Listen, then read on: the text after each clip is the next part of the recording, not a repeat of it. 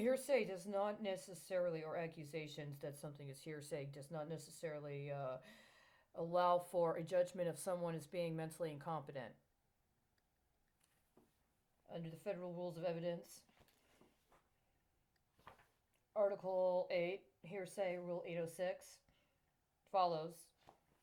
Rule 806, attacking and supporting credibility of declarant. When a hearsay statement or a statement defined in Rule 801 D2C, D, or E has been admitted in evidence, the credibility of the declarant may be attacked, and if attacked, may be supported by any evidence which would be admissible for those purposes if declarant had testified as a witness.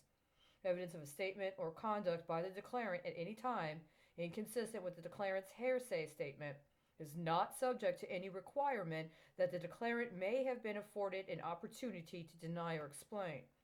If the party against whom a hearsay statement has been admitted calls the declarant as a witness, the party is entitled to examine the declarant on the statement as if under cross-examination. Just so you know, attacking and supporting credibility of a declarant is very different than attempting to slander or defame somebody by acquiring a diagnosis for them as being mentally ill and or designating them as mentally incompetent, especially if you refuse to provide confirmation that you engaged the appropriate procedures. Now, if you've already twice tried to do something to that effect and been caught and have already been subjected to processes where you were compelled to report breaches of policy and procedure in acquisition of the determinants for justification of that declaration of mental incompetence,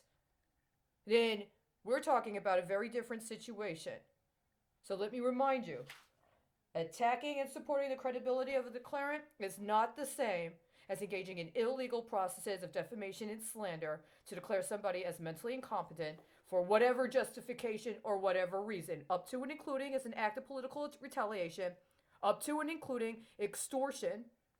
and or blackmail, and up to and including dispossessing them of their personal private property in violation of their constitutional rights in order to reappropriate it for somebody else's use.